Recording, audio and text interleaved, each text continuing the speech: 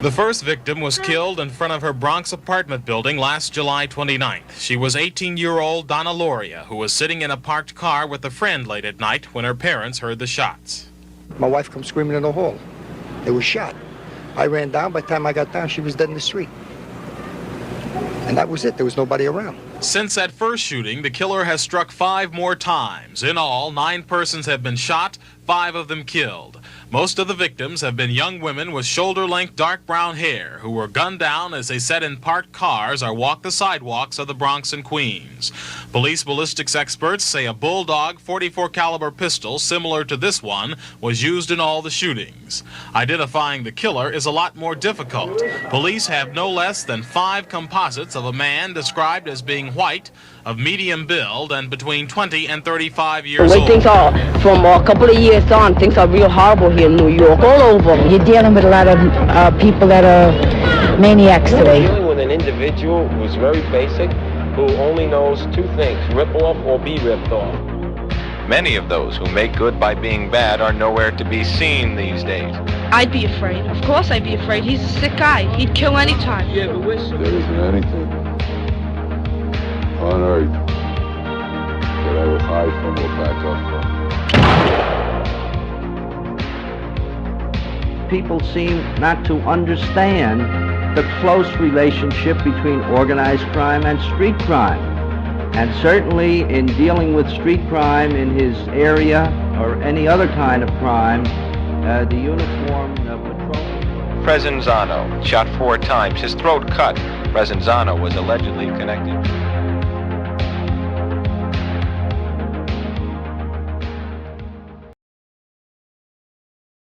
Hello, everybody. Welcome back to another episode of NYC Crime Spot. And we got a very special guest today, a man who's been on my show numerous times at this point. We've worked together on the streets, collaborating on things, and we've collaborated on things here.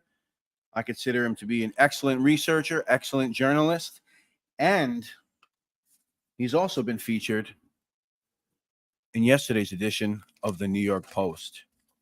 Mr. Manny Grossman. Let's welcome him to the show, and let's get to the bottom of it. What's going on, my man? Yes, my man. Cold Case Crime Spot the first. What's going on, my fellow Puerto Rican Jewish brother? That's right. This is the only show going on in the entire universe right now where 2 Jew Ricans are on the same screen. Take that to the bank. And we got opposite Jew Ricanness. My mother's Rican, your father's Rican. Correct. So, how are you feeling, sir? How does it feel to be in the news? It feels all right, but I take it the decidedly Zen approach to these things. Okay.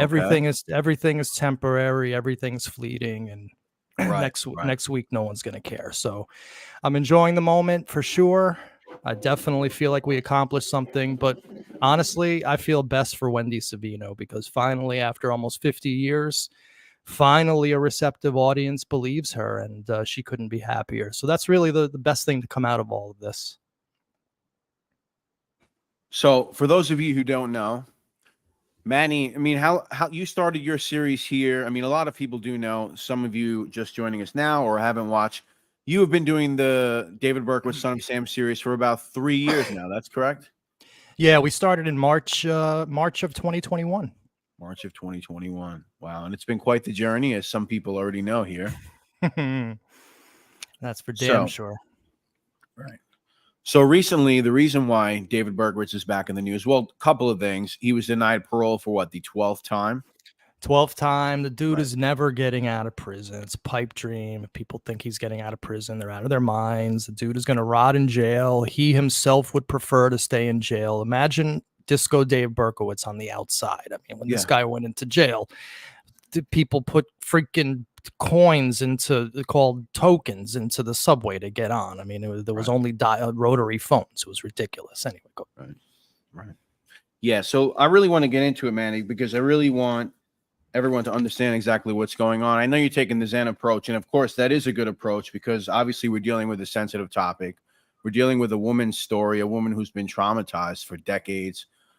Seemingly powers that be maybe weren't doing everything they could do. Maybe she didn't feel like she was being heard for many decades. You start your series 3 years ago, and here we are now. So I know you want to be zen, and obviously, like I said, it's very sensitive, but you deserve a lot of credit. And I want you to get into what is going on right now with the case against David Berkowitz, the Son of Sam case, and who is Wendy Savino, as reported by the New York Post.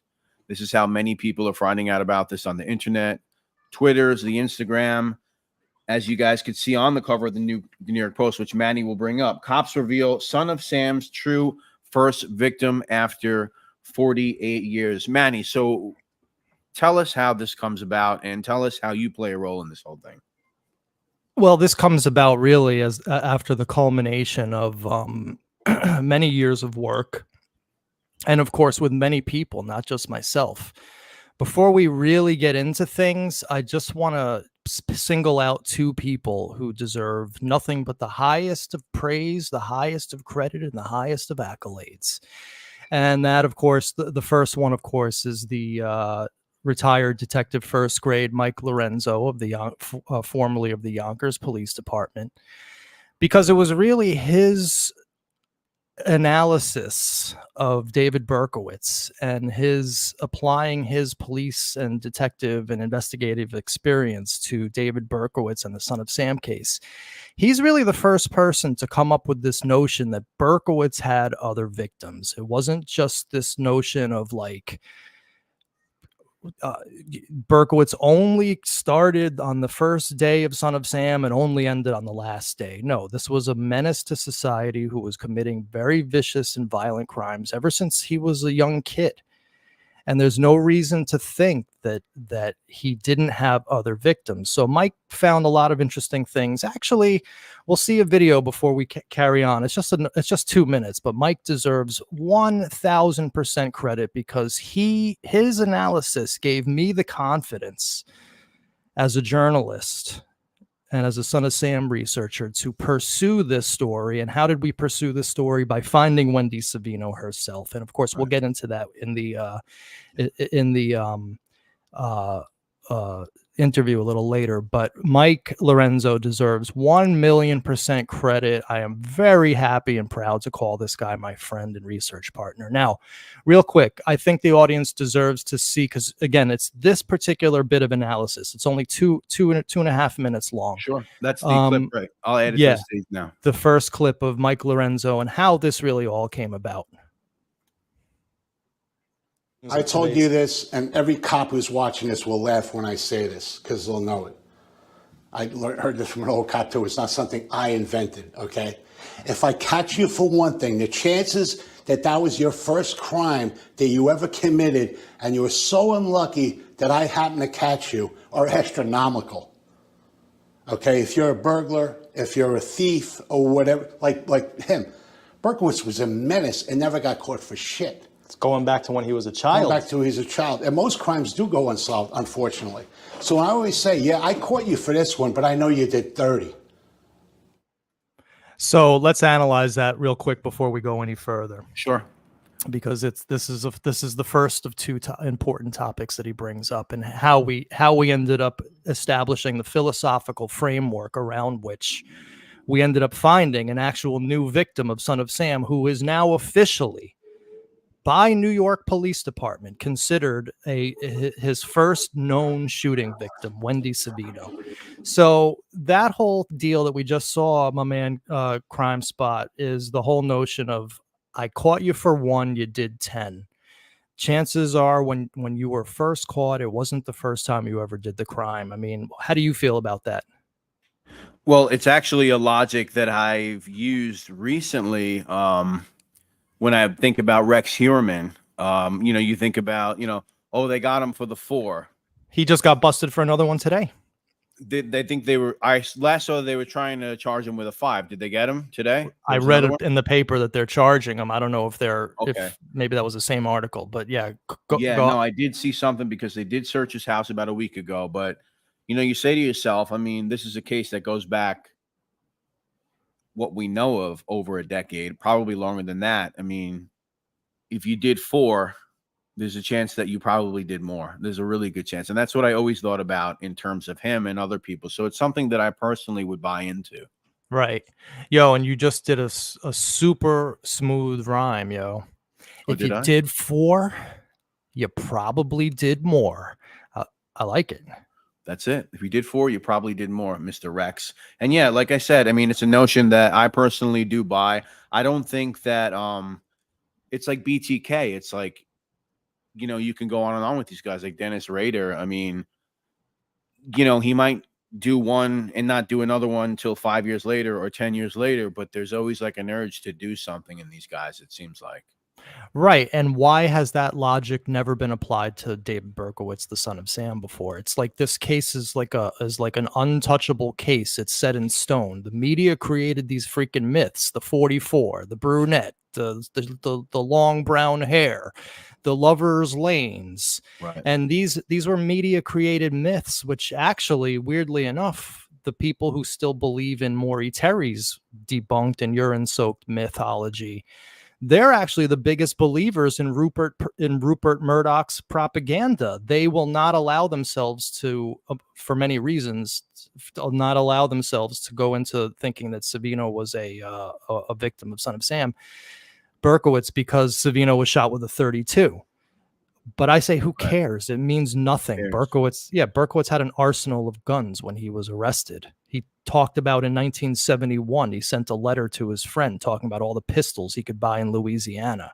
So the fact that they didn't have a .32 on him and the fact that Wendy was shot with a .32 is meaningless. So yeah, this logic, we just took this logic and applied it to Son of Sam.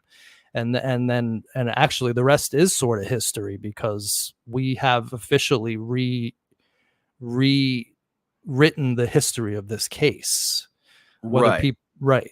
I mean, it still boggles my mind. I can't really accept it. And a lot of people can't accept it, but we actually have permanently altered this case where now Wendy Savino is a permanent, at the very least, a permanent footnote to the Son of Sam case.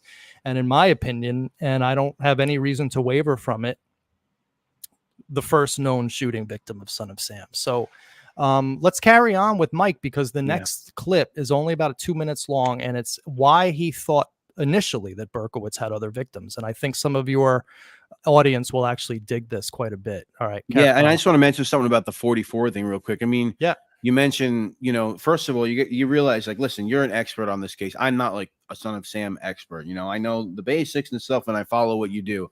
But you think about the idea of this is a human being that is A, shooting people, B, writing letters to newspapers, playing this game. I mean, this is like extreme narcissistic behavior. So if he's someone like that is getting the nickname, the 44 caliber killer, well, you have no choice. You got to keep using the 44. God forbid they don't think it's you. You need full credit. You got to keep using the 44. That's the psychology that I'm thinking of when I think of something like that. It could be, or it could be the corollary of, wow, now they just gave me carte blanche to go out and use a 38, 32, a 22, and these will never be considered Son of Sam crimes. So that's also on the flip side, right, or both together. Yeah, oddly, because both can be true at the same time as well. Right, because you don't know what he did earlier. Right, and depending on his mindset. You know, like, I'm the 44 caliber killer tonight. There is no other. And then the next day, I'm the 32 caliber and nobody knows about it. You know, like, I mean, people thought he was Dart Man in Yonkers forever. Even the Morry Terry fans thought he was shooting people with dart guns in Yonkers. So why the hell would anyone have a problem wrapping their mind around this? But that's between them and their God. The fact is, this is official now. So let's show the audience this next. I'm gonna add that next one now. Yeah. Oh, whoops, wrong. No. Okay. Add the rest of the Mike Lorenzo one. Oh, we're only midway through. Yeah. Now here's a couple of things which I want to broach that really stood out to me, because the way he thinks. And the way I read what he writes, people always mess up. That's how you, not even intentionally, like they call a Freudian slip, or just subconsciously they put something in without thinking, oh God, that's my tell. It's like poker. Everybody has a little tell. Everybody has a thing where you could tell. It might mean nothing, but to me, it means something. I'm convinced of it. When he wrote in that letter to Abrahamson, or however Eric wants to say it, okay, Abrahamson, but he says, okay, now I already told you about the Lauria shooting, right? To kind of make it concise. My second attempt with the 44. Why would you say with the 44? Now, just before you continue on, I just want to let everyone know that this is from the August 13th, 1979 letter to Abrahamson, where he is talking about the Denaro shooting. And it says here, just specifically, let me read it. The second job, using police terminology, right, was the Denaro Keenan one. Both of them were sitting in a red Volkswagen and making out. This was my second murder attempt with my 44. Now, that stood out to you. Why? My 44. Again, he compartmentalizes, not with... Okay, here, I'm going to run down the shootings. This was my second attempt with my 44. Well, he was known as the 44 killer. Why even bring it up? He was caught with the 44. Why introduce that phrase? Because in his mind, he has categories.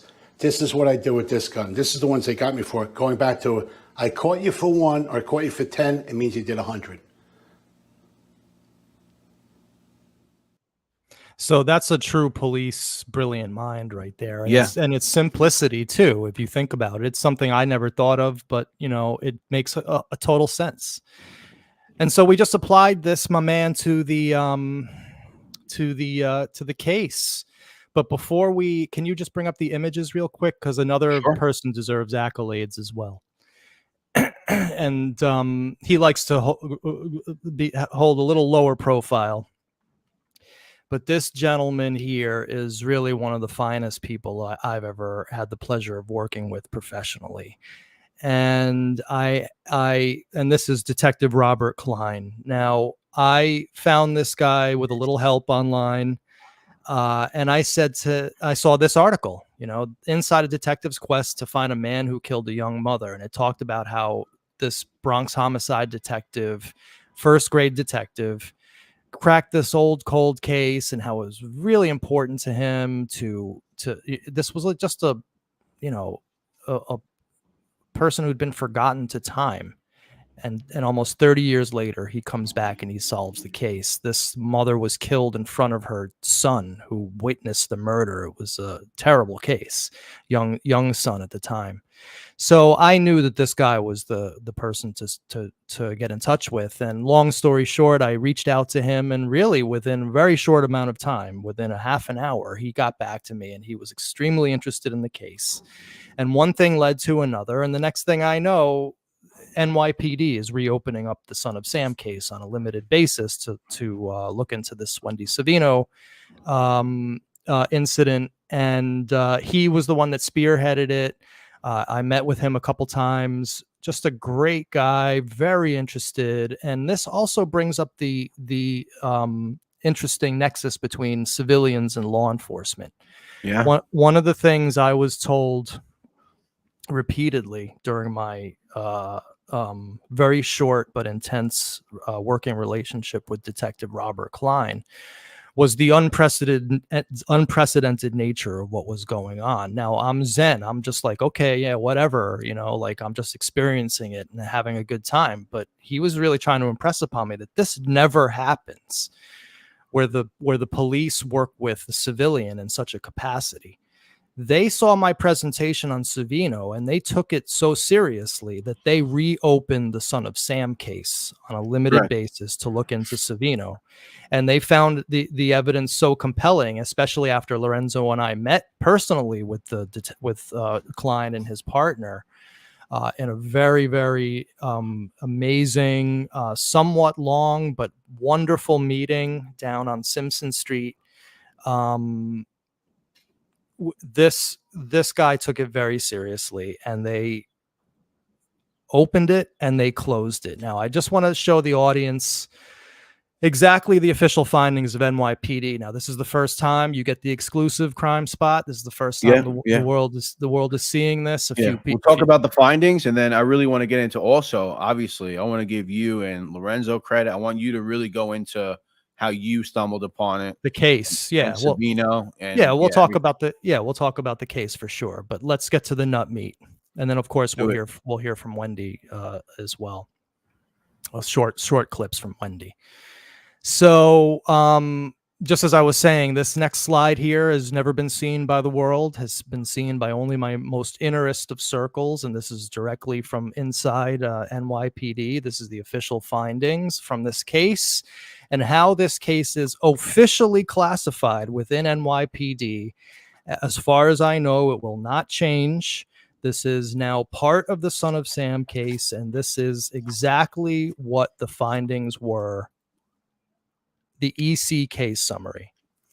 In light of these facts, it is the opinion of the investigators of the Bronx Homicide Squad that probable cause has been established that David Berkowitz is responsible for the shooting of Wendy Savino. A conferral was made with ADA Christine Scaccia of the Bronx District Attorney's Office, and she is in agreement that if the facts of this case were associated to a present-day case, an arrest would be made. Now, here is where we got to all understand what exactly is happening officially. Based on the statute of limitations for felony assault, this case is closed on an exceptional clearance. Okay, so two things there. The statute of limitations, despite my thought that they were open, that they were not expired, they were indeed expired. This case was classified as second-degree felonious assault, which has a statute of limitations of 5 years. Wow. So he couldn't be prosecuted for this case, even if there was a trial and there was forensic evidence presented. Okay. So what they did was they closed this on exceptional clearance. So officially, it's NYPD's opinion that Berkowitz did it, and it's closed under the following guidelines. What does this mean? Cleared by exceptional means. In certain situations, elements beyond law enforcement's control prevent the agency from arresting and formally charging the offender. Now, in this case, statute of limitations was up. When this occurs, the agency can clear the offense exceptionally. Law enforcement agencies must meet the following 4 conditions in order to clear an offense by exceptional means. So this means that the Berkowitz-Savino case met these 4 conditions. Identified the offender. That means that Berkowitz is considered officially the shooter of Wendy Savino, according to NYPD. This changes the history of the case. Gathered enough evidence to support an arrest, make a charge, and turn over the offender to the court for prosecution. So they felt like they had the evidence. And of course, this evidence, cold case, was the evidence that Mike, Lorenzo, and I developed from our research. Identified the offender's exact location so the suspect could be taken into custody immediately. Now, they did interview Berkowitz about this, and we'll talk about that a little later if you'd like. Yeah, of course. And encountered a circumstance outside the control of law enforcement that prohibits the agency from arresting, charging, and prosecuting the offender. In this case, it's the statute of limitations. So these 4 conditions were met. According to the NYPD, as we see here, case is closed on exceptional clearance. It is official that David Berkowitz, according to the NYPD, yes, we do not have a trial and all that stuff. I fully accept it and understand that there will always be that asterisk to this case. It's one that I'm willing to accept because I don't care what people think. I know Berkowitz did this. So it's official that he did, and that's really all that needs to be said regarding that. Can you just take off the you could lose the images for now. Any questions about that before we carry on? No, I just think because I mean, listen, you say the thing with the asterisk, there's always going to be people questioning it. And there might even be someone in, right here, right now that's questioning it. Well, I want to deal with that because there's two issues yeah. that have come up. Let's deal with that. Right. That's basically what I want to do. I kind of really just want to deal with it, and I want to show people as much as we can now on this. Let's deal with that and get it out of the way. Now, first of all, anybody who's critiquing my work should know that I've already done 5 shows on this subject where I've already talked about these issues extensively. It's funny, Cold Case, do you find that your critics never seem to actually watch your work? Of course not. Right. Yeah. So this is. I mean, I'm going through it right now, but I don't have to get into that. Right. So this is just stuff that I've already said ad nauseum a million times. But we're on I'm on another person's show. It's good to get this out there. So there's 2 issues that have arisen about the 3 issues. The first I'll just get out right away. So there's this whole thing about Wendy's husband being a mobster. Right. Now, all that may or may not be true. Of course, when you get Italian names, Bronx, 1970s, wife getting shot in a car, that of course that's going to come up. I can say emphatically and with 1,000% certainty that Joseph Savino was investigated fully, and the police was a total dead end. The police found absolutely nothing on Joseph Savino. He was their main suspect. They investigated the living shit out of the guy, and they found jack absolute diddly squat. So that's, of course, the first thing with the whole mob thing. I don't care what these people may or may not have been into. It doesn't mean anything because David Berkowitz shot Wendy. What does that have to do with the husband or who he was associated with? The second thing is this article here, right here. Can you pop this up right here? Yep. First one, right? Oh, I'm sorry. Yeah, right here. So there's this passage that has come out. I've dealt with this. I even showed Wendy this article. It's in the video. I asked the family extensively about it in the video that I did with her. It's at least 2 times, if not 3. We asked this question about witnesses and people running away in cars with other men. So it comes from this article from the Daily News. Witnesses that was it was one of the first articles that came out right in the aftermath of the shooting, like the next day. So really nothing was known about the shooting. Witnesses said that the gunman drove off in a car with 2 other men. Okay. Ooh, gunman drove off a car with 2 other men, leaving his victim for dead. Okay. So of course this brings up, mob hit. Oh, and even to the Morry Terry idiots, the absolute low-level troglodytes that still believe the urine-soaked fantasies of the wig wearer, the liar, the manipulator, the chain smoker, the drunkard, the not good friend, the guy who would send you 1,500 feet this way when he really meant 1,500 feet that way, the snap suture lover, and I'm sure the occasional nice person, Morry Terry. The people who still believe that weirdo, that spiritually sick person, they're saying this means it's a cult. Now, I just want to say that I have seen the files to this case. I don't have them in my possession, unfortunately, but I have seen them. Now, people can think I'm lying. That's fine. I have seen every file on this case. Nowhere was there ever one eyewitness of people driving off with 2 men in a car. This never happened.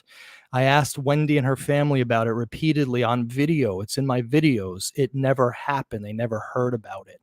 What this is a typical example of a newspaper article where the Daily News writer took the New York Times article that was written about it. He changed a few words. He added a paragraph here and there to push the mob angle because this was right in the early period where everyone thought it was the mob, and he added this thing that just didn't exist in the real world. This never happened. It's a fantasy. There's no record of it. There's no other mention of it, and the actual people who were involved deny that it ever happened. So this is just a complete fictional thing. If people want to respond to fictional ideas that are in their head, that's called schizophrenia. I don't want to be a part of it. If you want to be a part of that, that's fine. So that's all we need to say about that. And then why was there a mob angle though? Can we get do you have that stuff with you? There well, in another folder I can get it. So let's stop the screen here. Let me just pull up the other stuff here. Give me a second. So we'll just go to the slide I have with from the book Hitman, because that's the most. That's the most. Now, where is it? Shit, hold on. I didn't have it because I didn't expect to go much further with this particular topic. Hold on one second, guy. Okay. I'll just read. Here we go. I got it. I got it. Good. Awesome. Yeah, I found it. All right. So this comes from a book called. Whoops. This comes from a book called Hitman, which is about like what the Purple Gang. Here, do you want to share that? Oh, is that the Scott Dietschy book? Yeah. Oh, so guys, this is about the East Harlem Purple Gang, and I guess Manny will get into some. We spoke about this a little bit on the side, but let's get into it. Right. So this is a book called Hitman, the Mafia, Drugs, East Purple Gang, where Wendy Savino's case is in this book. Mm-hmm. So the reason why the mob comes up with Savino's case is because initially when she was killed, they found so police thought that this mobster named Messina was the gunman. Okay. But the thing is, here they were so let's start here. So the police were called to Pelham. That's right near where the shooting took place at 4:30 a.m. on April 10th, 1976. That's the next night, 4 or 5 hours after the shooting. When a passerby noticed that a body was lying on the street, the victim had been shot twice. Homicide detectives identified the body of Butch Messina. So he fit the description of a shooter in an incident that happened a few hours earlier in front of another popular restaurant, Nina's on Boston Road. Wendy Savino, wife of prominent Republican leader and ex-NYPD officer Joseph Savino, was leaving Nina's restaurant. They drove separate cars. As she stepped into her Jaguar XL, a man walked up to the car and fired 5 shots into the car, hitting Miss Savino 3 times in the face, eye, and chest. She was rushed to the hospital, blah, blah, blah. She described a clean-shaven man about 30 years old, wearing a black leather jacket. Good segue, by the way. About 5 feet 9 inches tall. Police initially thought Messina was the gunman. Crime spot. The police initially thought this mobster Messina was the gunman at the Savino scene due to his general appearance, but Messina had no mustache, which the Savino gunman did not. By the next day, here's the nut meat for those conspiratards out there. The police had ruled out Messina as the Savino shooter and started running down leads specific to Messina's activities. Right. So Messina was thought to be the shooter. Right. That started the whole mob thing. And of course, it's Savino from 1970s the Bronx. Of course, you're gonna get that. There's people to this day that still traffic in this anti-Italianism. And just so everyone knows, they were trying to pin that murder of that guy on Michael Meldish. That's why it's the East Harlem Purple Gang connection. Right. So there was no mob angle, and there was no eyewitnesses and people driving away. That's just fantasies. And if people want to, again, invent fantasies that they then respond to as if they're real, that's called schizophrenia. I don't want to be a part of that. Now, this thing called the leather jacket, right? Because Wendy said her shooter had a leather jacket. And you just saw in that whole thing, the thing that we just read about a leather jacket. And of course, now that's like Berkowitz didn't have a leather jacket, so it couldn't be him. I just can't see Berkowitz wearing a leather jacket. Well, I got some words that people should actually hear in a second, but people are actually saying this, that Berkowitz never had a leather jacket. Now, the first thing you should understand is you don't understand the case. Berkowitz had this weird fetish, actually, this weird thing in his head about identifying with what he called the Gentile boys. He hung out with Italians, with working class Italians growing up. He wanted to be like them. Sometimes in some of the shootings, his hair was slicked back, straight, with no part whatsoever. In the Placido shooting, he was eyewitness like that. And in the Savino shooting, notice I say in the Savino shooting, as if it's a Son of Sam shooting. There's no conjecture for me anymore. It was a Son of Sam shooting. NYPD officially looks at it as such. Why wouldn't I? So we have the slick back hair and the leather jacket. So, all right. So Berkowitz didn't own a leather jacket. Cold case. I want you to play this video clip. It's only 20 seconds long. Hold on. Let me tell people what this is. So this is John Comparetto, Berkowitz's best friend from Co-op City, the guy who drove him to the army. a fellow police auxiliary member, personal friend of mine, person who's been on my show several times. He's the person who broke the taxi driver connection live on the air on my show. Here's what he told Queens investigators in 1979 about David Berkowitz. Matter of fact, he borrowed a jacket. He borrowed a nice, expensive leather jacket from me one time, just before he went into service. I never got it back. And then I had asked him what had happened to it, and he said that he thinks his father gave it away, because his father got rid of a lot of his clothes. So no, I don't think I was ever in his room in the Bronx. So there you have Berkowitz. Wow. And now, look, I know what people are going to say. Well, how can you prove that he was wearing that jacket? And the answer is I can't.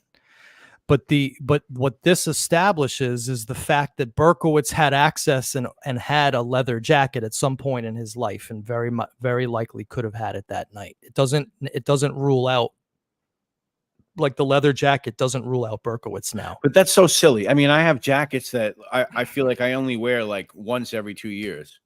I have like a pea coat that I rarely wear. I have another North Face jacket that I'll wear maybe once a year. How can you even say that? He didn't have a leather jacket. Like, how do you know what he had?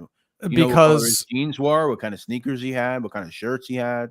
Right. Well, mainly it boils down to people who just don't like me will just go to any length to say whatever they have to say in order to justify their hatred. So everything that I say is a lie and nothing can be true. Well, we just showed that that's just simply not the case. So if anybody's talking to you about eyewitnesses driving away, and if someone says, "Oh, it was the husband, he was protecting the Shah of Iran," or if someone tells you what, or if someone said that, yeah, that's going around too, as if that has any bearing on David Berkowitz shooting Wendy Savino in a parking lot. And if someone says to you the third part of the triumvirate, which is,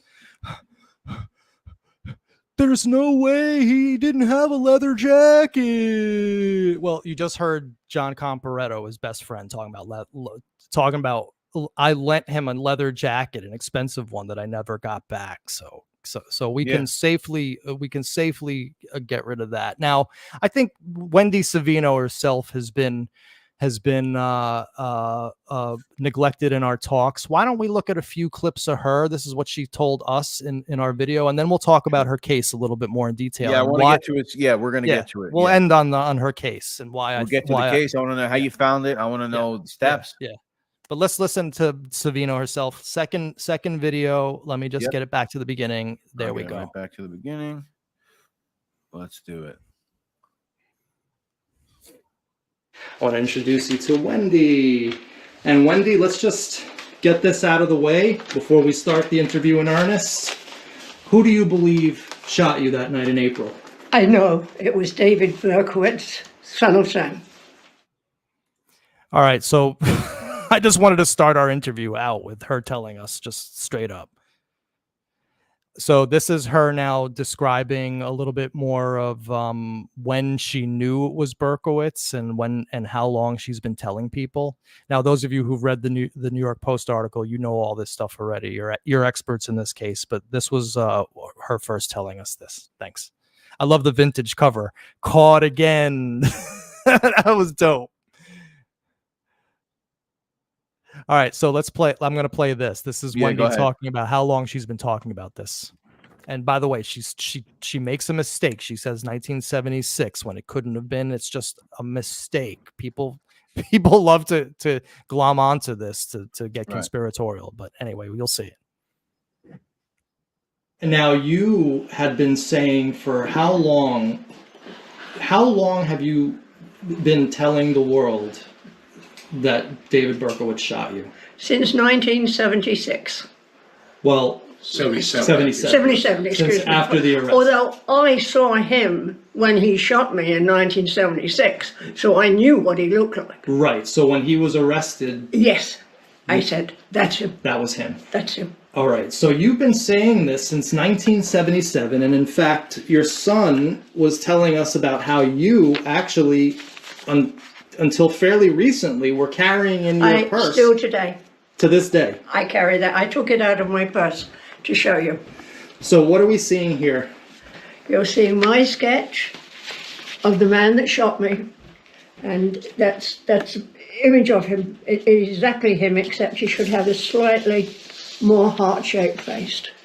That is a picture of him when he was caught, that was in the newspaper. And then the final one, which is very quick, a description of the shooter. He had dark curly hair. Black hair. Yes, black hair. A widow's peak, sideburns, blue eyes, little bit of a rounded nose, and a rosebud mouth, which sounds silly for a man. What does that mean? A rosebud mouth, it's a kind of like that and like that. Full lips. Full lips. Full lips, yeah. Yes. And he was smiling at me. So he was smiling at me. That gets us into how we found this story in the first place, cold case. And if you want to, and guys, hold off on the Berkowitz jokes. All right, I know. Okay, enough. Oh, that you look like Berkey? You can't hear you. I've gotten that for a long time. I think I'm better looking. But I guess I'll leave that up to everyone else. But yeah, okay. I once met a dude that was the spitting image. He was this marimba player. Shit, if I could remember his name, I would bring him up and we could see pictures of him. Yeah. Anyway, all right. So yeah, so that's Wendy. That's of course when we interviewed her, Mike Lorenzo and I. And of course, I want people to understand, because you're not seeing Mike Lorenzo in these New York Post articles. Yeah. And the subsequent media. This is an oversight. New York Post interviewed Mike. I praised the living shit out of Mike to the New York Post reporter. His name simply didn't get into the article. It was, in my opinion, a big oversight that I'm trying very hard to correct. Yeah. No, he deserves all the credit too, just like you. 100%. Thank you.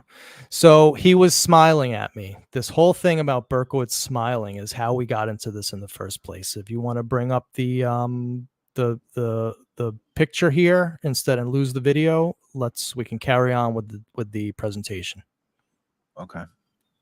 So what do you want me to bring up? This one right here, right? Correcto. Okay. And what's this? Well, this is the start of all of this and how it happened. Now, of course, my video series changed a lot about the Son of Sam case.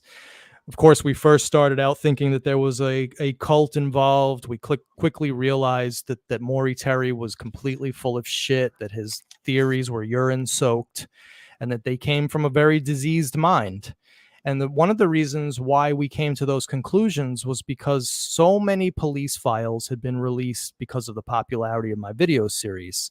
Morry Terry's files were released, which contained a gazillion New York police files. And wouldn't you know it, within those files, my friend, was one little DD5, that's a detective report, inserted into the Donna Lauria case. Donna Lauria was the first official victim of Son of Sam, until now considered the first known shooting victim of Son of Sam. Inserted into her case by some eagle-eyed detective was this report about a similar incident. So this is in the Donna Lauria file, but it's not about Donna Lauria's shooting. This is about the reporting officer contacted the 9th Homicide Zone and conferred with a detective. The assault upon Wendy Savino, that's going to be the name under there, on 4/9/76 at 23:10 hours in the parking lot of Nina's restaurant at 3372 Boston Road. Now, before I continue, I want people to understand that 3372 Boston Road is within half a mile to a mile of where Berkowitz lived in the Bronx prior to this shooting. He was living in New Rochelle at the time of this shooting, but he had just left. That's another thing we'll talk about related to the shooting. This was half a mile from his high school.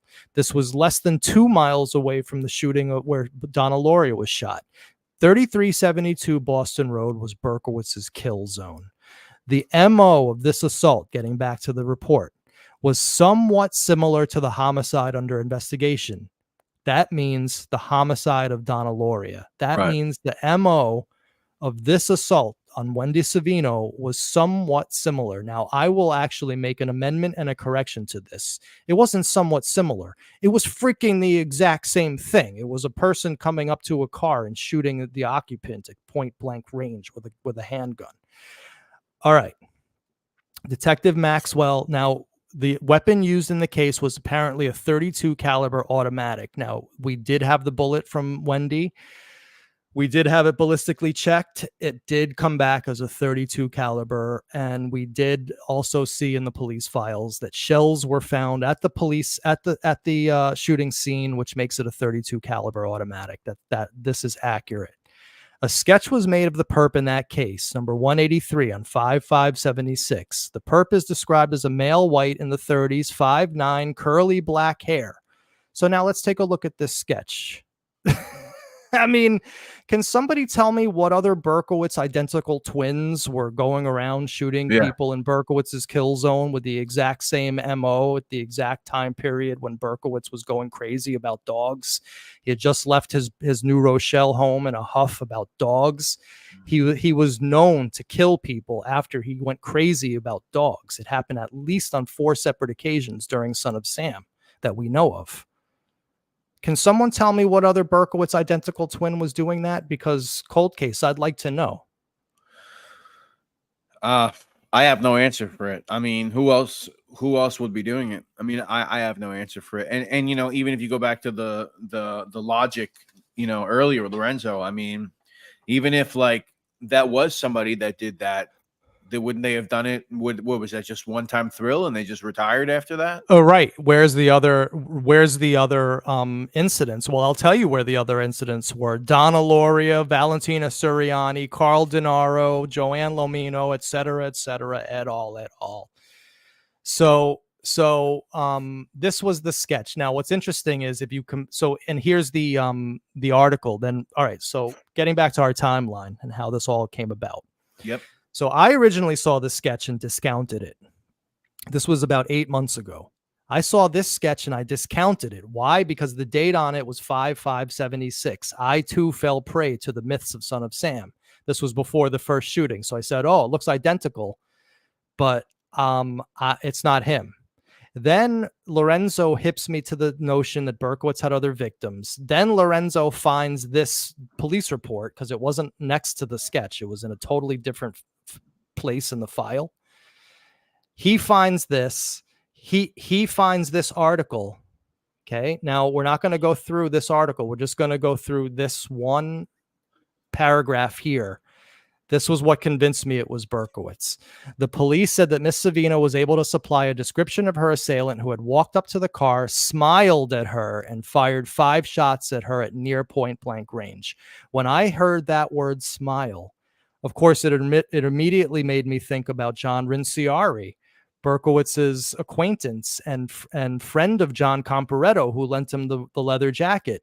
John Rinciari was weirded out and wigged out about Berkowitz when they were in their early 20s because, when they were in their teenage years, because Berkowitz, he told us, had this weird smile and weird laugh. Then you had Cecilia Davis, the eyewitness in Brooklyn, who talked about seeing David Berkowitz before the shooting, and he was smiling and he looked nice and he looked like he was out on a date and he had smiled at her. Then you have, of course, Wendy Savino later in her interview talking about how she thought Berkowitz was going to come up and ask her for directions. That's the exact same thing that Lomino and Damasi said, that he came up and started asking for directions. So the smile was well known in Berkowitz. So when I saw that, of course, I also thought back to this passage that Berkowitz writes about himself. People think that I look honest, but I'm not. I have an innocent face, but I'm not all that innocent. I must admit that I do love my face. I mean, I can fool anybody with it. It's above suspicion, so to speak. My face, my lips, and my blue eyes are like weapons, which I sometimes use to my own advantage. I don't consider my facial features handsome. To me, they're just innocent looking. I was very aware of its usefulness during my crime spree. Notice that the lips and the blue eyes are 2 things that Wendy Savino specifically noticed. Yes. So what happens at this point is my spidey senses go up like you couldn't believe. Lorenzo finds Wendy's number. I call her cold. I don't even know if I'm take this off so we don't have to look at this anymore. Yep. I don't even know, cold case, if I'm calling the right Wendy Savino or even if she's alive still, because she was 39 when this happened. I figured she had to be at least 87, 88 years old. This woman is probably not even with us anymore. And I get a voicemail with no identification. It just says, go to voicemail. So I leave a voicemail. I keep it very quick, because here's a professional tip to all you out there who are leaving voicemails or sending emails. The longer your message, the crazier you are. Keep it short. Okay. So what I told Wendy in this message was very succinct. I'm a Son of Sam researcher. I've been doing this for several years. I came across her file in a police report. I think David Berkowitz shot her. Do you have any thoughts about this? I know that this isn't crazy, and I'm sorry if this isn't the right person. I will never bother you again. Bye-bye. Left my number. So 1 day goes by, 2 days goes by, and 3 days goes by. And I'm sitting here at my computer, as I'm always doing, probably way too much, to truth be told. And the phone rings, and I pick it up. This is Wendy Savino. All right. First of all, I'm in shock. This woman is coming alive all of a sudden. She exists. She's alive. She's calling me back. I'm getting that feeling in my bones that something is about to happen. And she immediately says, like, I'm paraphrasing here. This wasn't an exact quote, but I was shot by David Berkowitz. I've been telling people this since the day it happened, or the day he was arrested. Where were you guys my entire life? Like, she couldn't believe that we just materialized that. She thought it was a scam. Just like when I got in touch with the police and they responded so positively, I thought that was a scam too. So anyway, long story short, she tells me her story. I'm absolutely blown away. And she backs it up with documentation. And then we go up and we interview her. And then what happens is the video comes out.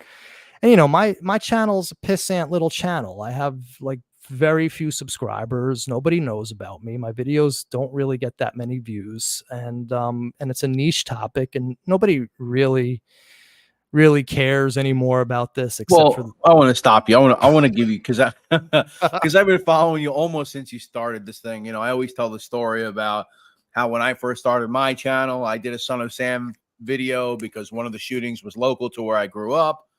Then somebody wrote, "Hey, you should check out Manny Grossman." Then I deleted my video the next day because it was embarrassing. And I was like, I can't risk this guy who seems cool seeing this fucking travesty of a video I did, because I think most of it was wrong. I don't even think I had the right house. Probably. I was like 2 addresses away. I don't know what the hell it was. Like I said, I just started this. Right. And Manny had to me at the time, a big channel. And I know his channel grew, and then I don't know if he wants to talk about it. I don't know. He deleted I deleted my first channel. I had almost 30,000 subscribers. I don't know what I went through a mental episode. Right. People never forgave me for it. Right. You also had a bunch of people on the pay platform. I had 800 subscribers per month. It was a phenomenon, this video series. But those are the old days. Yeah. Those are the old days. They don't exist anymore.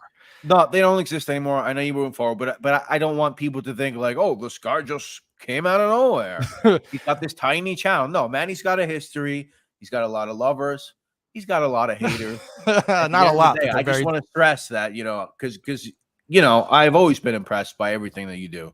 So I just want to stress to everybody joining for the first time or knowing, people know who you are. Don't downplay. There's plenty of people that know who you are. And now look, the New York Post is talking about you. So I appreciate it. I'll let you go. Just continue. I'm supposed to be doing an interview with them tomorrow, that they're going to run a larger interview just about the whole thing and how this came about, but I don't know. I mean, I'm hoping we end up doing that, but I think Channel 11's running this tonight. WPIX 11. Yeah. Okay. Definitely watching that. I interviewed with them today, and they were going up to see Wendy, so it should be on. Anyway, so what happens next is, like, this gets out into the public about how Wendy is the new victim, and I'm convinced of it. And, people are doing their thing.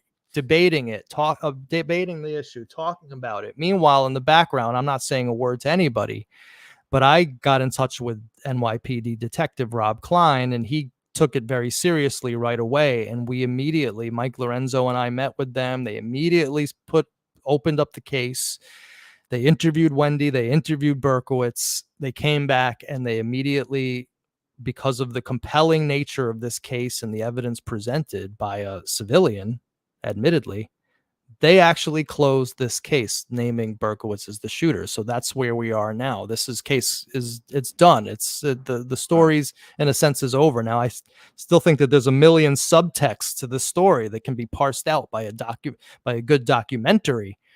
And of course, hopefully that happens. But but my job's done. Manny. I want to go back though on Manny. Yeah. I mean, that's got to be surreal because I want you to kind of paint the picture. I mean, you find this thing and then you find yourself in a room with real legit detectives and you're basically running it down to them, giving them a presentation, you and Lorenzo, right? Yeah. Right. Mainly me, but Lorenzo's there because he's my boy and he backs me up. And whenever he's needed to say something in the sense that he has to put in his expertise, of course he gets right in there, but he doesn't like the limelight like I do. Now, but having said that, I just want to say as a caveat, even though this was unprecedented, I don't think that the NYPD would have taken me nearly as seriously if it wasn't for me hanging out with Lorenzo. Because Lorenzo's a first grade detective. He's retired, but he's still a first grade detective. So there's a fraternity there, and there's a level of built-in respect between that fraternity. So when I show up on their doorstep, partnered with Lorenzo, I think that's what really got our foot in the door. But listen, Rob Klein was smart as hell. He recognized something very compelling, and he went with it, and he listened to his gut. And he is on board. He agrees with us 100%. It's amazing. It's amazing. Roro says $50. Brett, take Manny out for a cocktail. Yeah, I will. I mean, I'm supposed to meet you soon, so one day, hopefully. If you don't bounce on me, there's a lunch at on Roro's dime right there. Yo, no doubt. Because me and Manny's supposed to do something soon. You don't seem like a drinker. I don't know. I've never even asked you, but you don't. I don't drink at all. Not one iota. I never took you for a drinker. I'm not much of a drinker myself, but so let's continue on, and then I'm gonna go back in the chat in a little bit, guys, and we'll look at some comments because I did see some comments, but I'll make an announcement now. If you have anything you want to ask Manny, just start loading it into the chat, and we will we'll get to all of your questions. So where do you want to take this right now, Manny? Well, I just want to show the audience a little bit more of like these sketches and the comparisons of Berkowitz's face. Yeah. So first of all, remember that she said that Berkowitz, you can put the images up, that Berkowitz was a curly-haired, blue-eyed, smiling shooter. Now, I just happen to have a picture of him arrested as a curly-haired, blue-eyed, smiling shooter with a rosebud mouth, full lips, cheeks and cheekbones going, and not the cheekbones, but the cheeks going in. Of course, the intense blue eyes and the hair, you could see it sort of slicked back over here, but hairstyles come and go just like guns, but there's the sideburns. Berkowitz shot Savino. I mean, I don't have a doubt in my mind, but here, of course, here's the sketch. Now, what's interesting, of course, it's the spitting image of David Berkowitz, the same look in his eyes. But here's the Loria sketch, and I find this one to be the most compelling because even though it's not an exact, this is Berkowitz here on the right for everybody in the audience. Why? Because this is the person who shot Donna Loria. Even Morry Terry's idiotic fans agree that Berkowitz shot Donna Loria, right? So this is Berkowitz right here. This is a sketch of Berkowitz. Now, interestingly enough, Savino's sketch looks more like Berkowitz than the known sketch of Berkowitz. Right? That I find interesting. But notice that the hair is longer. Curly hair. That's longer. This is 3 months later, right? 5/5/76, 8/4/7. This took place in April, this shooting here. This took place at the end of July. That's just enough time for that hair to grow that amount. Is it proof? No. but it's circumstantial evidence, again, not ruling Berkowitz out. But what's interesting is the description is exactly the same. Male, white, 5'9", 160, late 20s, curly, dark hair, clean shaven. Male, white, 30, 5'9", 160 pounds. It's the same. Can someone tell me what other Berkowitz identical twin was shooting women in the Northeast Bronx in 1976? Because we have the Savino shooting, and then the next case of it is the person with the exact same description shooting Donna Loria. And the description of that comes from Valenti, the one that survived. Correct. This that is shooting, right? This is from Jody Valenti, who survived that shooting. Okay. Another thing to understand, it's like we always see like these crazy sketches, and they rarely look like. Sometimes you get them where you're like, whoa, that's wild how much that looks like that person. But you'll get different versions of a similar looking person. You also got to understand you're getting shot at. Right. I mean, so you could only I can't even imagine what that feels like, but I could imagine that your life is flashing before your eyes, and you could only remember certain things in a situation like that. But I think all of these sketches, when you drop any conspiracies and you kind of look at them, they all are kind of like an amalgamation of kind of a similar person, right? Correct. And I have come around on the sketches because of that. I used to think, like all Morry Terry fans, the sketches didn't look anything like Berkowitz. But once you actually research the case and you look at the sketches, they do look like Berkowitz. Yeah, and I came around from that just from watching you. I started kind of thinking about it differently. Right. Too. So I've come around, and I'm allowed to come around. It's called evolution of thought and updating your operating system once you get new information and you make new connections and understandings. But what's interesting about the Savino sketch, which of course looks more like Berkowitz than the Loria sketch, and we know Loria again was Berkowitz, is that Lorenzo told me that older victims, and Savino was 39, always give you the most accurate sketches. And Valenti was 18 years old. So right. I was going to ask you, Valenti's young. You have an 18-year-old giving a sketch. And it's just so here's just like more pictures, right? I mean, the hairstyle's exact. Maybe not as pronounced as a widow's peak, but there's something there going on. And he would have been, what, 23 when he shot Valenti? 23 years old, correct. 23. Okay. Correcto. All right. And then, of course, once you put them side by side, it's like they line up perfectly. Yeah. It's ridiculous. Yeah. And so we can stop that. There's one more I want to show. If you want to get some, I have to find it. So if you want to get up, let me get some comments. So you were able to take that away yourself, actually. So I think you could. I was, but I'm not sure I'm able to put them up myself. Okay.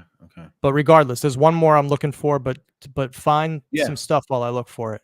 Let's see what's going on in the comments over here. Anybody. So a lot of people are asking about her accent. Maybe you can go over that. You can get to that. Yeah. Well, Wendy is actually related to Petula Clark.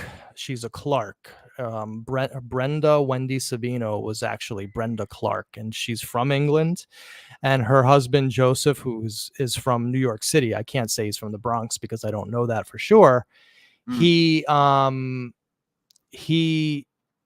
met her at the Moulin Rouge in Brussels, where she was performing.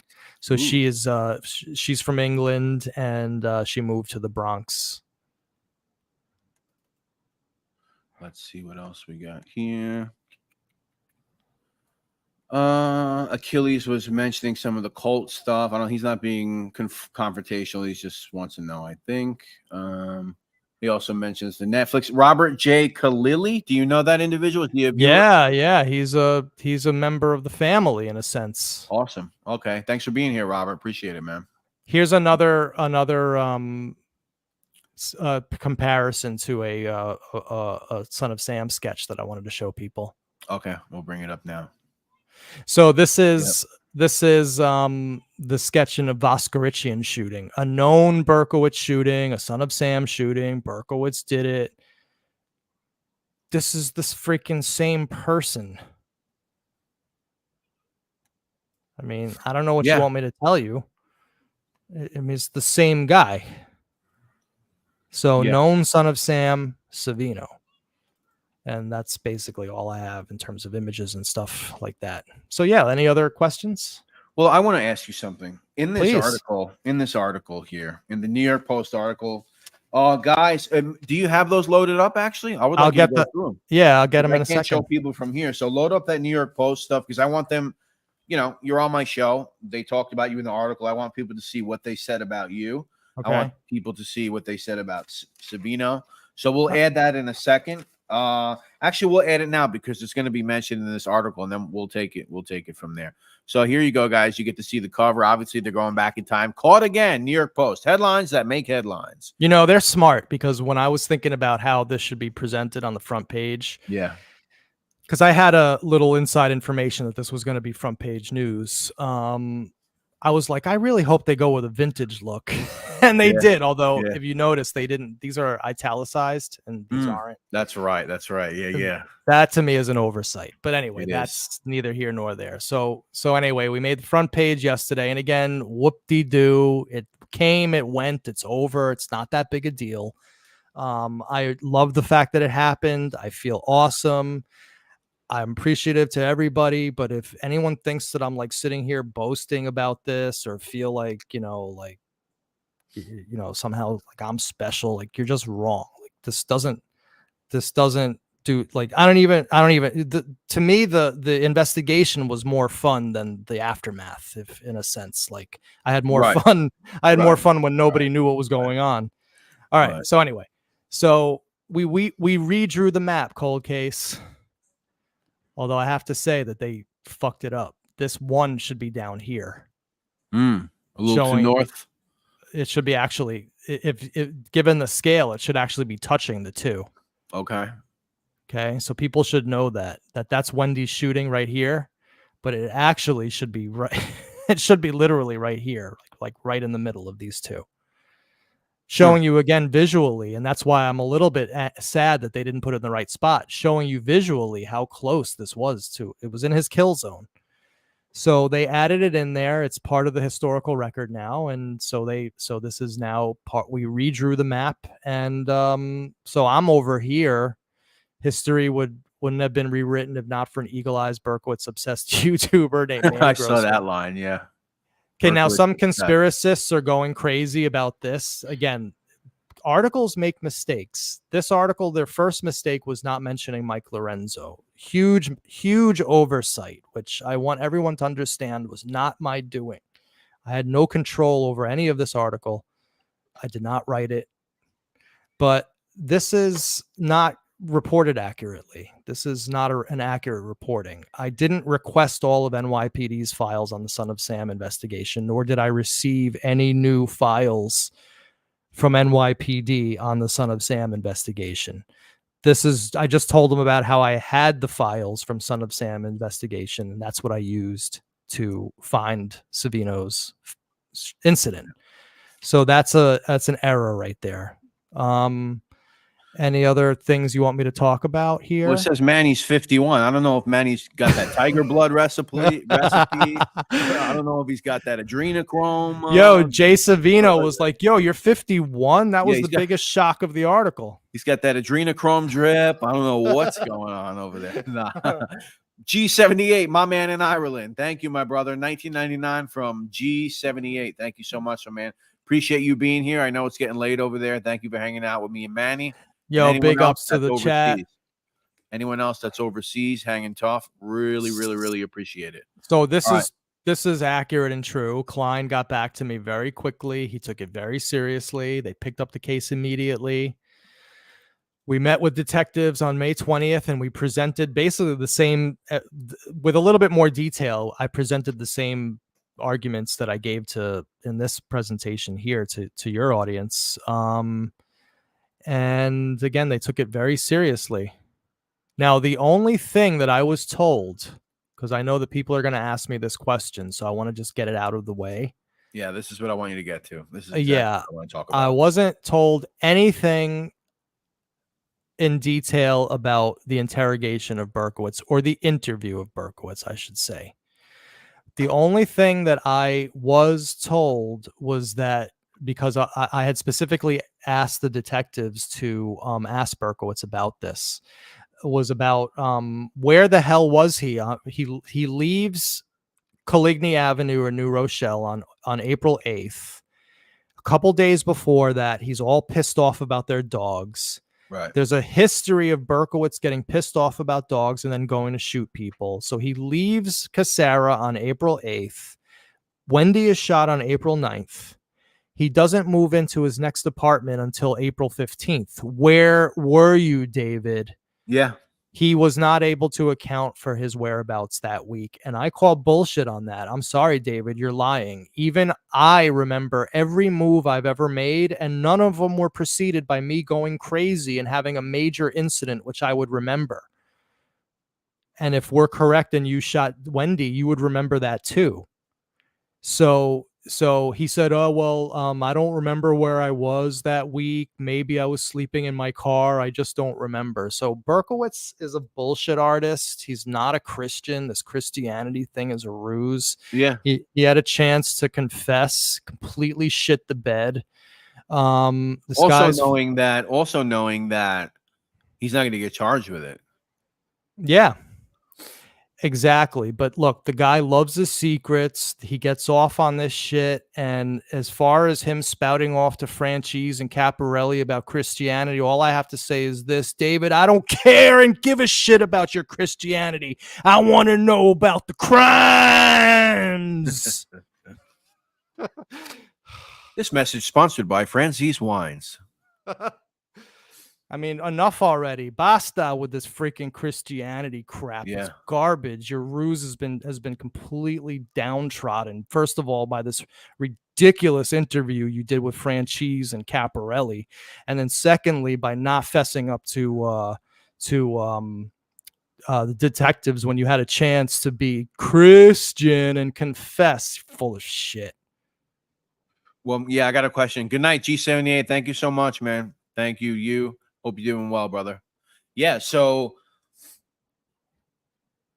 he knows right now that this is out, right? I mean, this has got to be the talk of his, domicile, whatever that's like over there. The guys, absolutely, the COs, his fellow inmates, his church buddies, whatever it may be. So they're all full of crap. This is out here, and obviously he knows you exist. I think he knew you existed before this. Oh, absolutely.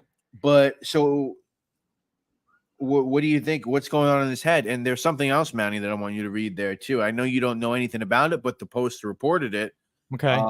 And this is in relation to the gun. But you studying Berkowitz for so many years, what do you think he's thinking right now? You know what? I hate to be glib and not give you satisfaction, but I don't like to answer questions like that because I can't get into his head. I can't say, and I don't want to sway the audience one way or the other. That's fair. I have my opinions, but I think that in this case, giving my opinion is not helpful. So all I can say to that, with my deep apologies, cold case for not answering a question, is like I really can't say because I'm just not in his head. I'm not qualified to say that. Hey. No, it's perfectly but fine. You had another question about something? Perfectly fine. Let me just read. Rodney Stubbard, thank you so much, man. I really appreciate it. He says, best I can do. Oh, listen, nothing's required to hang out with us, brother. I appreciate it so much, though. Thank you, buddy. Thank you for being here. Much appreciated, Rodney. They mentioned something in there that occurred during the interrogation of Berkowitz. Once again, obviously you weren't there, but this has been reported right over there, somewhere around there. Yep. On Monday. Once you start from on Monday, cops traveled to Rockland County to speak with Savino at her home. Cops on Wednesday then visited Shawangunk Correctional Facility in upstate Ulster County, where Berkowitz, 70, is serving 25 years to life. By the way, this news came out on his birthday. Yeah. So Disco Dave's birthday present was being struck in the face with truth and reality. Also denied parole for the 12th. Not that he's even worried about that. I somehow don't think he even cares about that. He doesn't anymore. want out. He loves jail. So, but Berkowitz continually denied shooting Savino in the interview, but sources said, see, even here, like error, right? But a source said the detective was able to, quote, trip him up on one aspect of the shooting, because when talking to him about this case, he said, well, no, I didn't do that one because I only ever used the .44 Bulldog. The cop replied, but Dave, I didn't tell you what caliber she was shot with, so how do you know she wasn't shot with a .44? Berkowitz said he merely assumed she wasn't shot with a .44 caliber bulldog because the gun model is rare. So what's your question? Not so much as a question as I wanted you to read it for the audience. I mean, well, of course people are going to say, well, he knew the video, he had seen the video, or a friend told him about the video. So it is technically possible that he knew the caliber was thought to be a .32. That's possible. I mean, look, I'm an honest guy. That's a possibility. You have to put that out, but it doesn't say that in the article, and I don't know anything about this. Okay. The only thing I know about was my question, which was that he couldn't account for his whereabouts on April 9th to April 15th, and I find that to be extremely suspicious. Now, if he was not tipped off and he didn't know about the video, well, then this is him admitting that he did it right here. Yeah. Yeah, that's why I wanted you to read it. Yeah. Yeah. But there's just not enough information for me to go one way or the other on that. I'm not prepared to use this as smoking gun. I can't do that as an honest dealer because the video was out before the cops went up there, and we all know that this guy has an extensive network of Christians who tell him everything. So a Christian probably told him about this. Nobody knew the cops were coming, but a Christian probably told him about this video, and he probably just like when he got the ticket at the Moskowitz shooting, and he knew the cops were coming. Once he knew this video was coming, he probably the convict that he is, the hardened criminal that he is, he got his story prepared already. So there's only two options here. Cold case. He either was tipped off and that's why he said it, or he made a true error here and admitted guilt. Those are the only two options that you have, and I can't say one way or the other. Yeah. So putting everything together, or do you have anything more on Wendy, Manny? Do you have any images of her from the news there, or anything else you want to show? No, I mean, Wendy is an amazing woman, really. The fact that she survived this in the first place is there. Yeah, it's crazy. You know, the other thing I want to say, it's like this lady has kept all this stuff. Yeah, right. Exactly. This is vintage newspapers. These are vintage newspapers. I mean, that proves right there that she's been saying this since the 19th. She's not obsessed with the Son of Sam case. She's not like into this, like we are.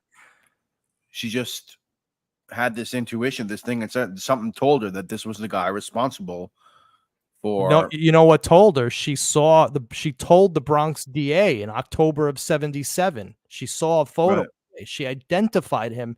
Two officials in October of 1977, the Bronx DA, that she was shot by David Berkowitz by name, and they did nothing.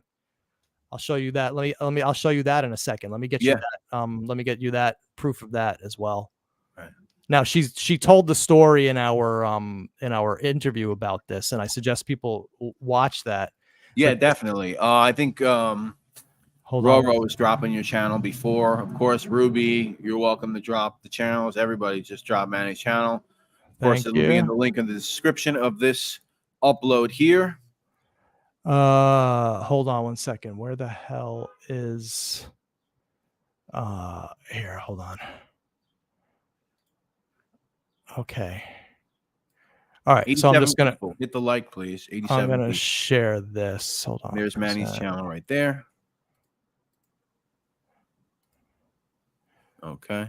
All right, so you can get that up on the screen, and what I'll do is so this is a vintage piece of paper that Wendy was writing to document the case as it went along.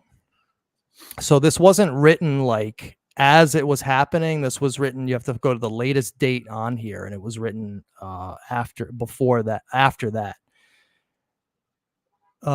So this would be October 10th, 1977 is the latest date on that. So that would be when this was written, because she couldn't write something that happened in October back in April, right? So that's kind of the way that this goes. So this is a piece of paper documenting exactly what was happening. There's her case number. This is Brenda Savino's handwriting. She was shot. Made a sketch of her assailant. We have all that. Here. Identified David Berkowitz, alias Son of Sam, at my home at Medham Green, Kent, England, to Detective Inspector Bernard Swift as my assailant on October 10th, 1977, from 10 photographs furnished by Bronx District Attorney Mario Marola's office. No response. So, dude, they knew about this. They didn't do jack shit to help her. They didn't do anything. Unbelievable. Marola wouldn't touch the story. Unbelievable. And obviously, Morry wasn't touching it either because he had it. He had it while he was getting hoosed by Billy the Artist, talking about Moloch and I'll get you that too. Wendy Savino was out there. I'll get you that in a second. Hold on one second. Give me a minute here. Yeah, let me just give a shout out. Scott, thank you so much, brother, for the Cash App. I won't say your last name. Really appreciate it. Thank you, buddy. That means a lot. Appreciate you, brother. I don't know who you are in the chat. Oh, I know who you are. Scott H, I believe. Thank you, Scott H. So here, hold on one second. Where the hell is it?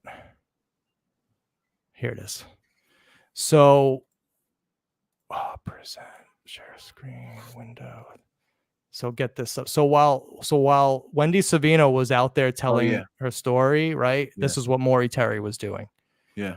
He was getting comic book art that was copied from Conan. This is Gimel Ishbi from Conan number 38 from 1974, drawn by Billy the Artist. Yep.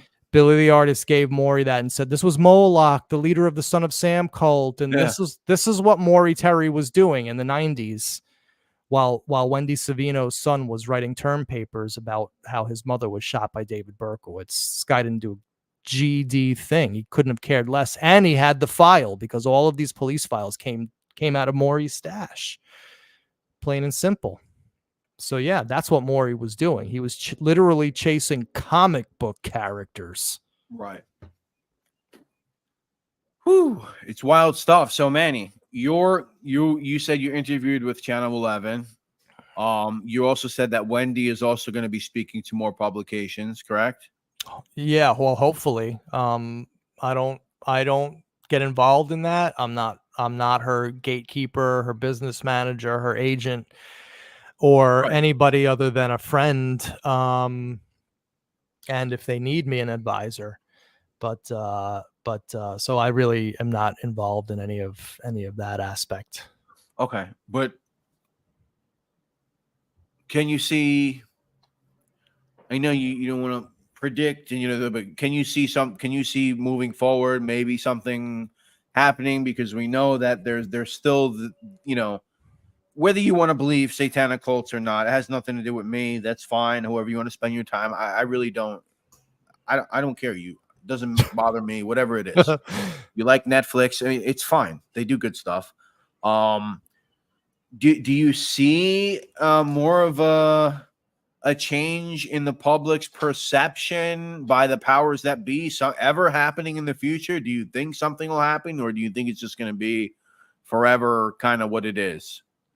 No, I think we're just in the first 2 days of this story breaking. It has not yet permeated the popular mind yet. It's just the stone has just been thrown in and it has to expand.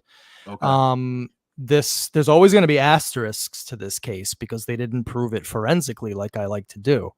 This was an unprecedented coming together of NYPD and a civilian to close a case based on really excellent evidence that first grade detectives and quite frankly the brass of NYPD took very seriously and agreed with. Yeah. And it was just that the statute of limitations ran out. Otherwise, I think that they would have taken this as far as they possibly could have. Well, I mean, they went there to speak to him. I mean, that's going pretty far. I mean, right. They had to take a trip upstate to actually speak to this guy to try to get him to admit this. They don't do that for fun. I mean, they're not just taking a field trip. Right. It was I was very impressed at the response and I was very happy at the outcome. As exhilarating as that might be for a detective to go back in time and interview this prolific New York City serial killer. They're not doing it for fun. This guy asked us, I don't know why you keep asking the same question. Maybe it's the troll account. Adam Feeder Altman. Is there a situation where the killer fired the first weapon at more than one person and therefore hides? I don't even understand. Yeah, like I don't Adam's not a bad guy. Like he's not. Okay, I thought he was. No, he's a I've decent never seen guy. him before. Honestly, Okay. I just don't understand the English there. Sorry, Adam. Is there a situation where the killer fired the first weapon at more than one person? I get it. And denies. All right. So what he's calling the first weapon is, again, an assumption that you're making, which isn't. How do we know that the 32 was the first? That's where you trip me up, because I don't think about firsts here. Right. Right. So, but I think he means the 32, the automatic 32. The answer is, I just did a show, Adam, about a couple more dates that Berkowitz added to the list, where he basically says, today's the day I go out and kill. And these are unknown dates. I think if there's enough will that we could actually find similar cases to the rest of Son of Sam with the 32, or with other guns that may be within the same MO or the same kill zone. Because again, my mind is free. I don't conform to the Rupert Murdoch spiritually sick created myths of the tabloid press that he was the 44 caliber killer. That's a myth that you want me to believe, not you, Adam, but they want me to believe this, but I don't accept that. We have another guest here, Gimel Ishby himself. There he is. Oh, Gimmel's in the house. Cool. Yeah. Thanks for joining. Much appreciated. Much appreciated. Rodney says, I still like the Netflix show, even if 90% of it's bullshit. It's still entertaining. Yeah. No, Netflix is good because it shows Morry for what he was, a pathetic drunkard who was obsessed with fantasies, with urine-soaked fantasies. I like when you go on the tangent. A liar, a bad friend, a cheater, a loser. A not good friend. Oh my God, it's so funny. Berkowitz confessed to shooting a woman in Yonkers with a rifle when he was arrested. Yes, and of course, this is one of the pieces of evidence that we did speak about with NYPD about this odd confession that he made to the night he was arrested to shooting what he called an old woman, and then later on he elaborated to the Brooklyn DA. I just got confirmation of this today, that the origin, now your audience might not understand this, but mine will, that he started talking about this old woman crawling away, and I've got confirmation today that first was told to the Brooklyn DA. Wendy crawled away from her shooting. She talks about it. She uses the word crawl in our interview. I think that he was talking about Wendy Savino in that confession, and he was just effing with the cops. I shot an old woman in Yonkers, and but I think there was no record ever found of that shooting in Yonkers. I think that was him talking about Wendy Savino. Did he stab anyone? He did. He stabbed Michelle Foreman on December 24th, 1975. A lot of people don't know that. Yeah, I have video of the footbridge where it happened on my channel. And he allegedly stabbed another woman the same night, but no record of that has ever been given. And look, the dude was shooting dogs with shotguns and rifles. He had a scope. He had a sniper rifle and a scope when they found him. So don't talk to me about, he couldn't get a 32 on the streets of Manhattan or New York City in 1976. GTFOH. It would have been one of the easiest things to get, especially if you can get anything in the 70s. Especially if you were a cab driver, like he was at this time period. Yeah, he just called Easy Andy, and then he had it. Taxi driver joke for anyone listening. Taxi driver joke. But yeah, it's pretty cool. Look, the history of the case has changed. Wendy Savino has been added to the list. Donna Lauria is no longer his first known shooting victim. Now that's Wendy Savino. So everybody gets shifted up one number. Now you can say there were 14 shot and killed and wounded rather than 13. And but what I think is there's two most important things that come out of this case. Now, the first one ultimately is closure for Wendy Savino. She's the most important person in this case. We cannot forget that this woman who suffered with this for 50 years, and she deserves this. And I'm ecstatic that me and Mike Lorenzo and you know, some people in the inner circle who brought bits and pieces to this, they know who they are, that we all came together on this. But what also I find the most satisfying, and this is what I'll sort of close us out with, Cold Case, is that we have come to a clarity on Son of Sam, on the case itself. I've been on this whole trip of shattering the myths of the media created myths of Son of Sam. Like, he didn't just shoot brunette young girls. No, the truth is he shot young, he shot old, he shot blonde, he shot brunette, he shot women, he shot men, he shot people on city streets, parked cars, stoops. It didn't matter. If you were in the wrong place at the wrong time when Disco Dave was roaming around, you were dead or you were wounded. And that's what we have to understand, is that this case has been shrouded by myths for so many years. And when the Wendy Savino case blows it all out of the water. I can't say she was his first shooting, but she's his first known shooting. And she was 39 years old, a mother of two, and a platinum blonde. Which would be an old lady to a 23-year-old. I agree. So that's really all I have to say. And let me just see this. Moderator 052. Wow, Manny closing cold case.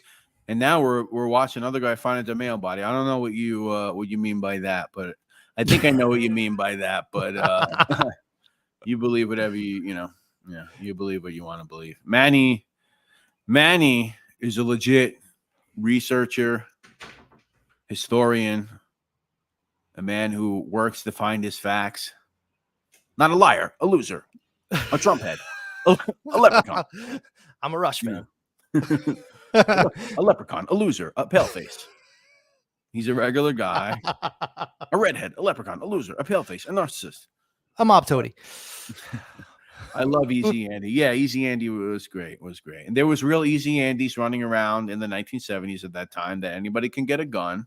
Berkowitz couldn't get a gun. You could get a gun. I was on that guy that does the Zodiac, Ross, over there. I was on his show for a taxi driver thing. And Easy Andy came up, Ross at Planet X Filmworks. I think he might have changed his channel name. And they said, yeah, Martin Scorsese is very smart because guys like that really existed. For example, there was a guy in the mob called Fast Eddie, who was a gun manufacturer, a silencer manufacturer. He would sell guns to Roy DeMeo and all these other guys. So there was plenty of guys running around back then. You can get any gun you want. You can get a silencer. You can get a bulldog. You can get a fucking desert assault rifle, whatever the fuck you want to get. Right. The thought is that the 32 wasn't powerful enough. He shot her 5 times. She was hit with all 5 bullets. She survived. The thought is that he upped the ante. He got a 44 after that because that was pretty much a guaranteed kill. And even then, there were some very lucky victims who made it out, who were shot in the head and in the neck by him in the 44, who actually survived. What's my opinion of Joe Coffey? I have no opinion of him other than what he did in Son of Sam, and what he did in Son of Sam was fine with me. So that's my only opinion of him. I've never looked at him beyond Son of Sam. So I have zero opinion of Joe Coffey other than he did a fine job as a member of Omega Task Force. Right. What was the story though with Coffey by the Eliphas in Bayside? Didn't he claim to see somebody weird with like a paper bag in his hand or something? And yeah, the story was that they were going to stop. They saw Berkowitz running away from Eliphas. And they were going to stop him, and then they got a call about the shooting. That was either that or Voskerichian. I don't remember which one, but on one of the shootings, Coffey said that, yeah, they were about to stop Berkowitz because they saw him running away. They thought it was suspicious. But then the call came in about the shooting, and they raced to the shooting scene. Yeah, I feel like it might have been the Eliphas one because I feel like we spoke about it on our walk and talk. Right. And also, I'm pretty sure, maybe you can correct me, that they did establish like this super team of detectives at the 109 precinct at the time. Is that true? Yes. So that would make sense because the 109 is basically right by where that is. I mean, you have the 111, but then the 109 is the other closest precinct to there. So it would make sense that Coffey might have been in that area. Yes, for sure. Now, can we do me a favor? Because you're one of your one of your audience members asked this question, Margaret DeYounger, how many other guns did DB have? I have a thing we should share with how many other guns? Margaret DeYounger. Thank you for hanging out, Margaret. I always love when you hang out in the live streams. Thank you so if you want to get that up there. 100%. Here we go. Okay, so here's what he had. Okay. Now, of course, he had his 44 caliber Bulldog gun. 45 on the back seat. There was 45 caliber Commando Mark II ammo. Oh no, a carbine machine gun found in the car when he was arrested. Okay, 73 rounds of 45 caliber live ammunition. Now, in the apartment, they seized an Ithaca Deerslayer 12-gauge pump shotgun, a Charter Arms AR-7 Explorer, 22 caliber rimfire semi-automatic, a 22 caliber Glenfield Model 60 long rifle, and a Glenfield 4x5 powered optic-centered scope. Also seized were large amount of live ammunition, maps of New York, clothing, a Lafayette Portiscan receiver, and so on and so forth. So he had an arsenal of guns when he was arrested. This does not mean these were all the guns he ever owned, and this does not mean that this was all right. As I just said, that this is all he ever had. The 32 that he shot Wendy with was long gone by the time the cops got to 35 Pine Street. So you asked, there's the answer. Awesome. And this goes this again goes down to the whole mindset. He had these guns. He used these guns on dogs to shoot them. Why wouldn't he use other guns on human beings? It's not out of the realm of possibility. It's just another myth of Son of Sam that he only used the 44. I'm sick and tired of this crap. I had to break through the myth of Morry Terry. That took long enough. Now I'm breaking through the myths of the mainstream media, and oddly enough, I'm finding the same people arguing with me. The Morry fans are now defending the mainstream media. Oh, he only shot with a 44, so therefore you're wrong. Well, it's weird. It really is weird, man. It's weird. Like, you should just be open to.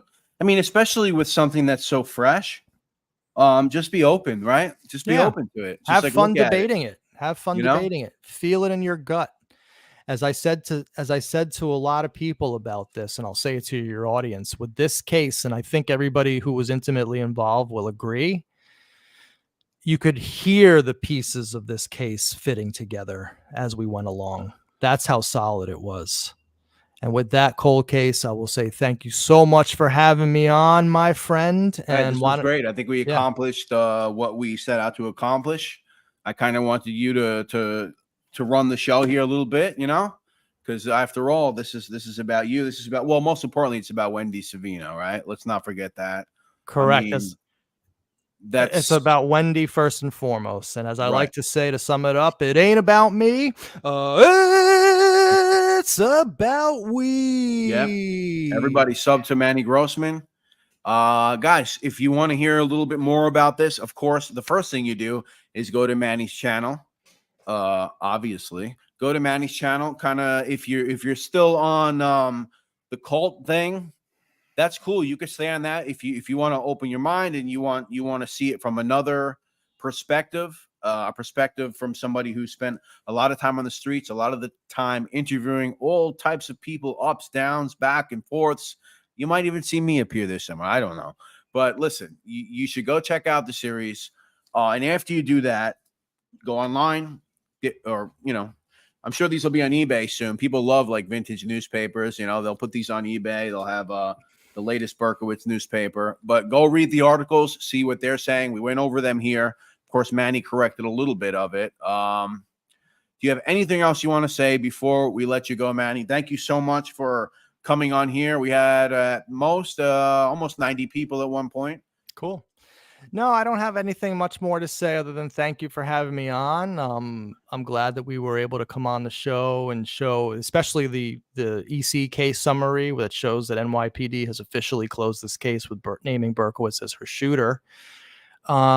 People, we can debate it from here to kingdom come. That's fine. I believe Wendy was shot by David Berkowitz at this point. So does NYPD. And that's good enough for me. If people don't want to think that she was shot by David Berkowitz, that's fine. Have fun debating it. But, like, I'm not going to be a party to all that. I'm very confident in our findings. And I just want to say again, thank you to all the amazing people who did this with me. Mike Lorenzo, 100%. Detective Robert Klein, 100%. Robert Klein's team, Bronx DA, the Savino family, and everybody who tuned in and was supportive of what we were doing and kind of understood what we were doing as we went along. So with that, I will say thank you and good night. Thank you, Manny. We'll be talking to you soon, brother. Have a good one, brother. You too. Thank you. I'm going to sign off in a minute, guys. I'm going to just say goodbye to everybody here. I want to thank everybody for hanging out. I'm not going to be staying on like I usually do. I want to keep the show tight. It's just Manny's interview. Let me just see these comments. Hey, Unique Mastiffs, I'm sorry, but you're out of here. You're out of here for good. That's it for you. You know, you're literally in somebody's comment section cheering, and you know who it is. You're in somebody's comment section. Manny, hang back for a second if you have time. I'll be there in a minute. You're literally in somebody's comment section cheering them on as they fucking dox me. Somebody I don't even talk about anymore. Somebody I want nothing to do with. Somebody who exposes my full fucking name, exposes my occupation, puts my fucking image on a thumbnail. And you have the nerve to come in here, Masters, after I fucking unblocked you. And you're in his comment section putting fire flames and fucking chatting up with this guy. I'm not telling you who to be friends with, but you're not fucking welcome here. That's for damn fucking sure. Some fucking lunatic trying to ruin my fucking life and dox me. All right, and that's it. That's the end of the show. Guys, check out my man, Manny Grossman. He's in the latest New York Post about the Wendy Savino case. Just amazing journalistic endeavors by Manny. Shout out to former first-grade detective, Yonkers Police Department, Mike Lorenzo. And shout out to the detectives that took Manny seriously, that said, come on down. I want you to show us what's going on. Shout out to those guys, too. Everybody, have a great freaking night. Thanks for hanging out. You guys are the best.